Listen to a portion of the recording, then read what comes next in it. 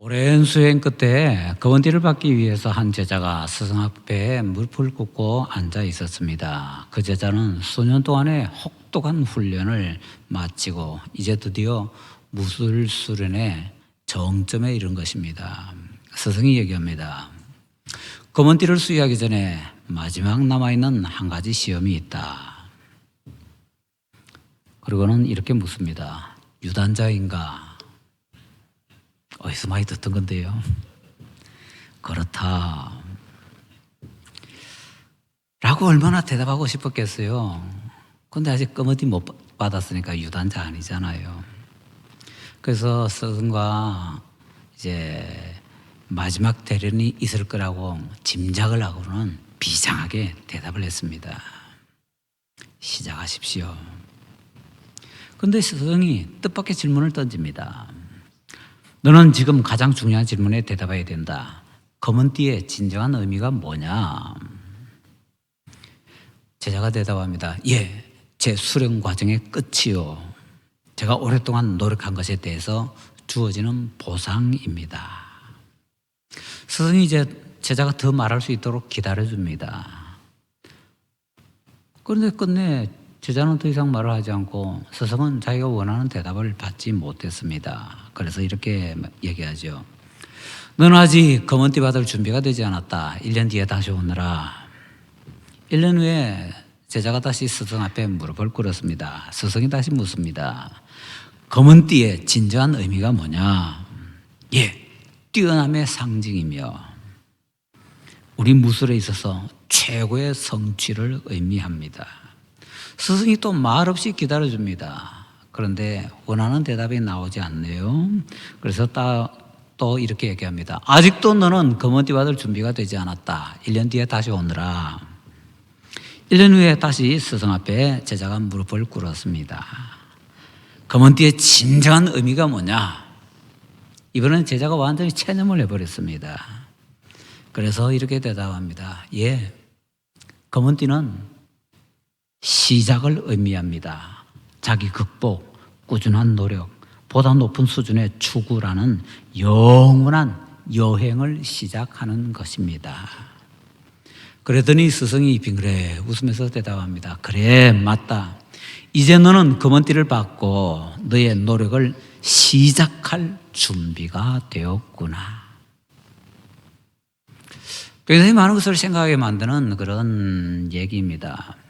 수많은 사람들이요, 좋은 지위, 명예, 재물을 얻고 나서 잘못됩니다. 이 사람들이 잘 됐으면 더 잘 돼야 되는데 왜 이렇게 잘못되지? 그리고는 이렇게 살펴보면요, 그 사람들은 인생에 있어서 가장 큰 목적이 그 지위 얻는 것이었고 그 돈을 얻는 것이었고 그 명예를 얻는 것이었습니다. 딱 얻고 나니까요, 인생에 꿈이 없어진 겁니다. 더 이상 할 일이 없습니다. 그렇기 때문에 꿈이 없어졌으니까 그때부터는요, 내려가는 것 외에는 다른 할 일이 없다는 겁니다. 원하던 지위, 원하던 어떤 것을 얻고 나서 내려가지 않으려면 방법은 딱 하나밖에 없습니다. 거기서 새로 시작해야 됩니다. 다시 시작하지 않으면요, 내려가는 것 외에는 다른 길이 없더라라는 것입니다. 이스라엘에서 가장 유명한 왕, 두 사람 들지요. 보통 다윗과 솔로몬을 들지요. 다윗이나 솔로몬은 어땠을까요? 다윗은 우리가 잘 아는 것처럼 치열한 경쟁 관계를 생존 경쟁을 했지요. 치열한 경쟁 관계를 그렇게 지나가면서 겨우 살아남았습니다. 그런데 다윗의 말년에 이렇게 보니까 굉장히 많은 조직들을 만들었고요. 그 조직을 통해서 인재를 많이 양성을 했습니다. 그래서 다윗의 업적을 보면요, 가장 중요한 것이 사람이 많습니다. 골리앗 그 거대한 거인을 혼자 죽였지만은 혼자 죽인 게 아닙니다. 왜냐하면 다윗이 여러 시스템을 만들었고 그 시스템을 통해서 대단한 인재들을 만들었기 때문에 다윗이 만들어낸 그 조직을 통해서 수많은 인재들이 이제 다윗만큼, 아니 다윗보다 더 용맹한 용사가 되어서는요, 골리앗 같은 거인들을 처리해 나가기 시작합니다. 심지어 어떤 때는 다윗이 거인 때문에 죽으려고 할 때에 죽기 직전에 다윗의 부하가 그 거인을 처치하고 다윗을 살려줄 정도가 된 것입니다. 자, 그러면 다윗의 아들 솔로몬은 어떻게 했을까요? 다윗은 22살도 안 되어서 거인 골리앗과 싸워서 이겼지요. 솔로몬은요, 제법 나이가 많아서 왕이 되었습니다. 다윗에 비해서는요. 다윗은 사울에 의해서 쫓겨다닐 때 쫓겨다니는 가운데에서도 이상하게 여유가 있었습니다. 사울을 죽일 만한 기회가 계속 오는데도 사울을 살려줍니다. 그리고는 기다립니다. 하나님께서 내게 기름 부으셨으니 하나님께서 나를 왕으로 세워주실 거야. 다윗은 인내심이 굉장히 강했습니다. 사울이 죽고 나서 모든 것이 다 이제 정리가 잘 되는 줄 알았지만 그게 아니지요. 사울이 죽고 나서는요, 11지파가 다윗을 따르지 않고 사울의 아들을 왕으로 세워서 그 길을 따라갑니다. 얼마나요? 7년 이상. 그래서 7년 이상 동안 사울이 죽고 나서 다윗은 단 한 지파 유다의 왕이었고요, 나머지 11지파는 사울의 아들이 왕이었습니다. 그런데도 다윗은 묵묵히 그 기간을 기다렸습니다. 다윗이 우리가 잘 아는 것처럼 시를 잘 지었지요. 시편에 그냥 제목을 가지고 따지면은요, 다윗의 시가 절반이 안 됩니다. 그런데 여기저기에서 다윗의 시편이다 하고 말하는 것이 있는데요, 그것을 따라가 보면은 제목에는 다윗의 시라고 되어 있지 않은데 이것이 다윗의 시다, 이것이 다윗의 시다, 구약에서도 있고요, 또 신약에서도 있습니다. 그런 것들을 다 정리하면 다윗의 시가 시편 150편 가운데 절반보다 더 넘습니다. 다윗이 도망을 다닐 때 다윗이 사람들을 모은 게 아닙니다. 사람들이 자발적으로 몰려왔습니다. 자발적으로 다윗을 따라다녔습니다. 그러니까 다윗은 자기가 뭐 원해서인 것이 아니라 사람들이 몰려왔기 때문에 리더가 되었고, 리더가 되어서는요, 카리스마를 잘 적절하게 행사를 했는데, 다윗이 그렇게 잘 행사를 했기 때문에 다윗의 리더십에 대해서 연구한 책이 생각보다 많습니다. 리더십 연구 이러면요, 다윗에 관한 책들이 항상 같이 나오게 되어 있습니다. 자, 그렇다면은 다윗의 아들 솔로몬을 한번 보십시다. 솔로몬은 어떤가요? 솔로몬의 업적은 우리가 생각하는 것보다 훨씬 더 성경 여기저기에 정리가 잘 되어 있습니다. 열왕기상 4장 1절부터 19절에 보니까 솔로몬이 여러 제도를 두었다고 합니다. 그리고 그 제도를 통해서 여러 신하들을 세웠다라고 하네요. 4장 20절부터 28절까지에서는요, 솔로몬이 전기에 누렸던 여러 가지 부귀와 영화에 대해서 소개를 하고 있습니다. 그리고 4장 29절부터 34절까지에서는요, 솔로몬의 지혜가 세상 그 누구보다 뛰어나서 세계 각처에서 솔로몬의 지혜를 듣기 위해서 몰려왔다라고 소개를 하고 있습니다.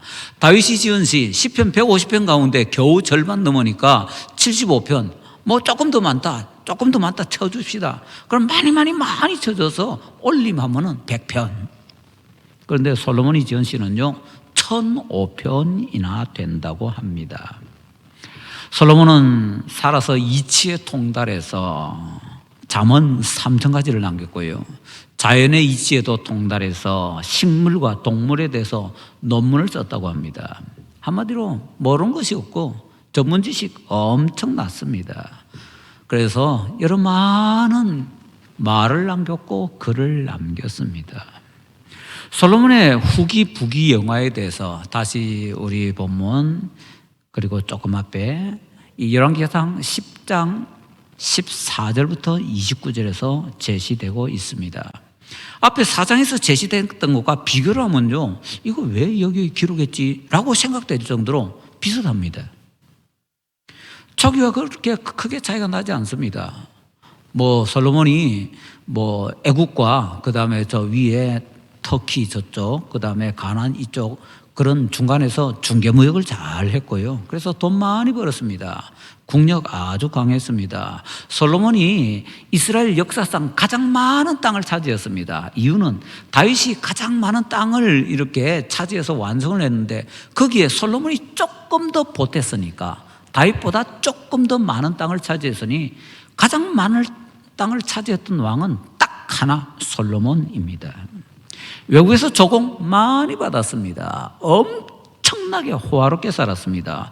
우리 본문에 보면요, 왕실의 직기 몽땅 다 금으로 만들었다고 합니다. 은은 길바닥에 굴러다니는 돌처럼 흔하게 만들었다고 합니다.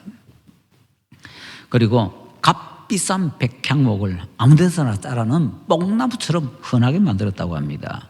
병거성 같은 건축도 우리가 알고 있는 성전, 왕국 이거 말고 병거성 같은 그런 건축도 어마어마하게 했다고 합니다. 초기보다 부귀 영화가 더 크게 달한 것처럼 보입니다. 그래서 솔로몬에 대해서 정리하자면은 그냥 잘 먹고 잘 살았다. 와, 대단하네. 아버지 다윗보다 훨씬 잘 먹고 잘 살았네. 이렇게 정리를 할 수가 있을 것 같습니다. 자, 그러면 이제 이 다윗과 솔로몬을 한번 비교를 해봐야 될 것 같습니다. 다윗과 솔로몬에게는 어떠한 차이점이 있을까요? 솔로몬이 다윗보다 훨씬 더 잘 누리고 잘 살았다, 더 행복했다, 뭐 그럴 수도 있겠지요. 그런데 왕이라는 위치에서 두 왕을 비교하게 되면 상당히 다른 결론을 내게 됩니다. 다윗은 조직을 만들었습니다. 그리고 조직을 통해서 사람들을, 인재를 양성했고요. 그 양성한 인재들을 통해서 국가의 여러 군데에 배치를 해서 나라를 탄탄하게 이끌어 나갔습니다. 솔로몬은요, 그런 조직 속에서 자기의 역량을 최대한 발휘했습니다. 그런데 가만히 보면요, 다윗은 조직을 잘 만들었는데 솔로몬은 일을 잘 했습니다. 뭐 서로 비교될 것도 없고 서로 다른 것 같고 뭐 그렇죠. 다시요. 솔로몬도 조직 많이 만들었다고 돼 있잖아요. 그런데 자세히 보면요, 솔로몬이 뭐 썼다고 하는 조직들은 전부 다 솔로몬이 만든 조직이 아니라 아버지 다윗이 만든 조직입니다. 솔로몬은 아버지 다윗이 멋지게 만들어 놓은 조직을 그냥 물려받았을 뿐입니다. 그리고 그 조직을 통해서 솔로몬이 일을 해 나갔던 것입니다. 자, 우리가 열왕기상 쭉 살펴보면서 같이 말씀을 살펴봤어야 되는데 제 기억에는 이 말씀 시간이 없어서 안 살펴본 것 같은데요, 굉장히 중요한 말씀을 하나 같이 살펴봐야 될 것 같습니다. 잠언 4장으로 한번 같이 가보겠습니다. 잠언 4장 4절. 잠언 4장 4절부터 8절까지 말씀을 보시겠습니다. 자, 잠언 4장 4절부터 9절까지 보실까요? 잠언 4장 4절부터 9절까지 말씀. 예, 제가 한 절 여러분 한 절 교도하시겠습니다. 아버지가 내게 가르쳐 이르기를 내 말을 내 마음에 두라, 내 명령을 지키라, 그리하면 살리라.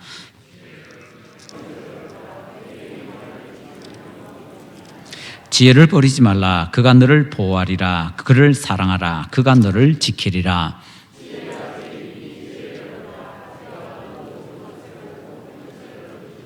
그를 높이라. 그리하면 그가 너를 높이 들리라. 만일 그를 품으면 그가 너를 영화롭게 하리라.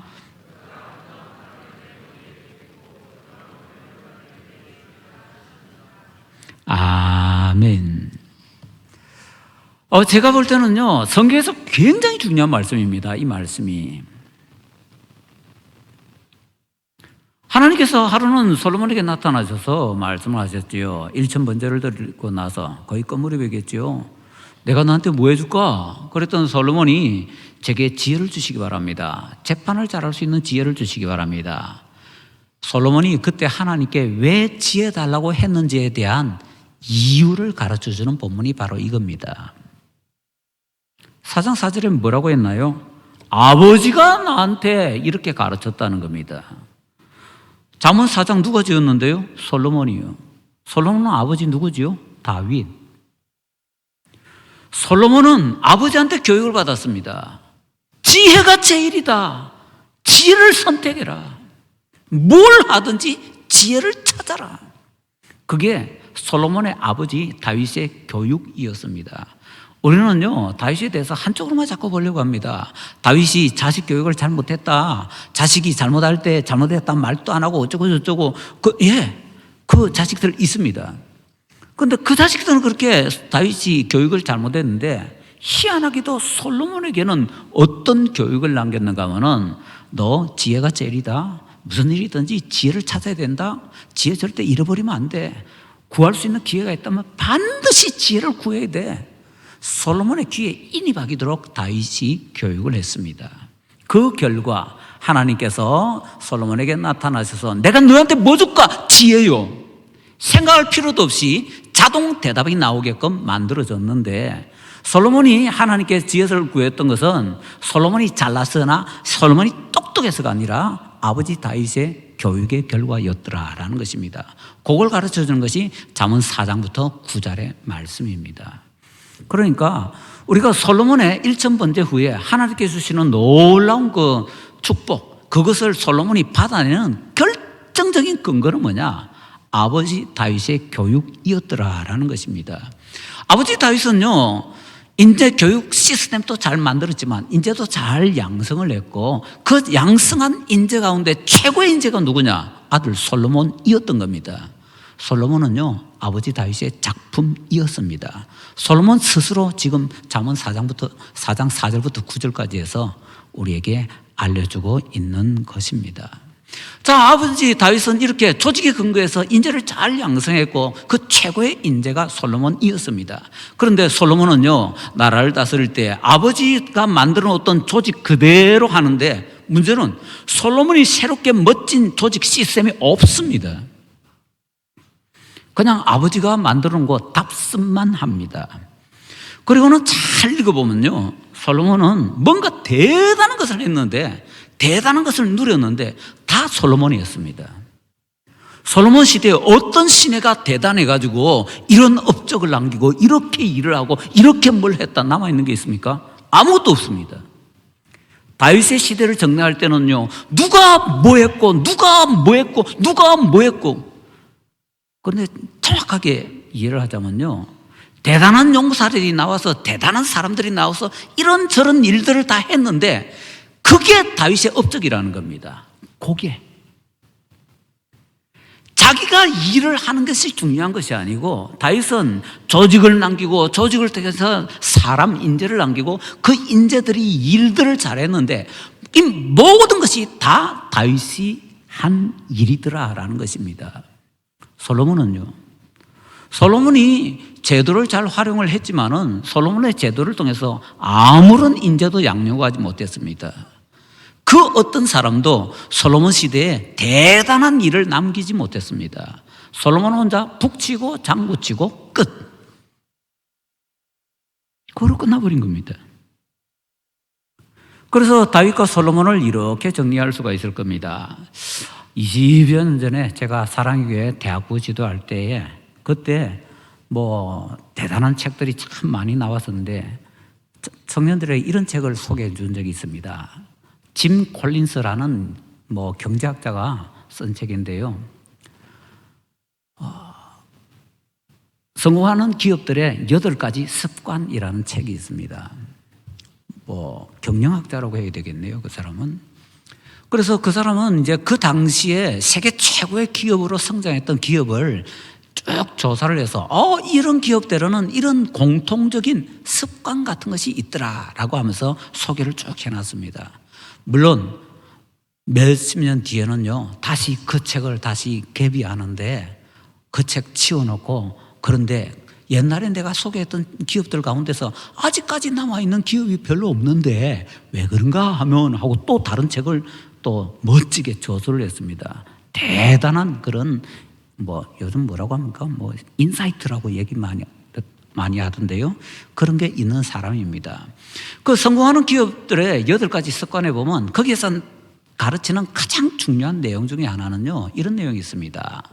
리더들에게는 2가지 종류가 있다는 겁니다. 하나는 시계를 만들어주는 사람, 또 다른 하나는 시간을 가르쳐 주는 사람. 그것에 따르면요, 다윗은 시계를 만들어주는 사람이었고 솔로몬은 시간을 가르쳐주는 사람이었습니다. 시계를 만들어주는 사람은요, 그 사람이 사라지고 나서도 시계가 많이 남아있기 때문에 그 시계를 통해서 그 사람 떠나도 모든 사람이 시간을 다 압니다. 근데 시간을 가르쳐주는 사람은요, 그 사람 떠나가 나면은 아무도 시간을 가르쳐줄 수가 없습니다. 왜? 시계는 그 사람만 가지고 있었기 때문에. 다윗은 시계를 만드는 사람이었기 때문에 다윗이 만든 시계 중에 최고의 시계가 솔로몬이었고, 다윗이 만들었던 그 시계 중에 최고가 뭐 요압도 있고 뭐 별별 그런 대단한 인물들이 많이 있지요. 그런데 솔로몬은요, 아무도 기억이 안 나는데요. 솔로몬은요, 혼자 북치고 장구치고 혼자 그냥 시간을 가르쳐 주면서 혼자 떵떵거리며 멋지게 살았던 겁니다. 그런데 그거로 끝. 결국에는 다윗이 더 훌륭한 삶을 살았는가, 솔로몬이 더 훌륭한 삶을 살았는가라고 할 때 비교가 되지 않습니다. 그래서 예전에 말씀드렸던 것을 다시 정리해서 말씀드리자면 이렇게 말씀드릴 수가 있겠네요. 솔로몬은 세상에서 가장 큰 지혜를 받은 사람이었습니다. 가장 큰 지혜를 가진 사람 맞습니다. 그러나 세상에서 가장 지혜롭게 산 사람은 아닙니다.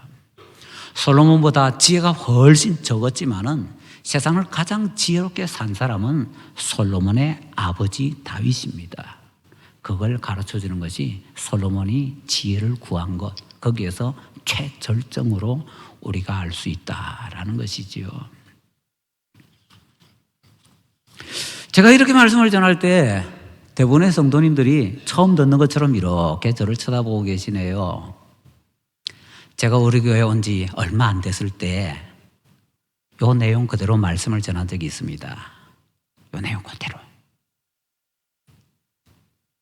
그때 결론을 이렇게 내려드렸습니다.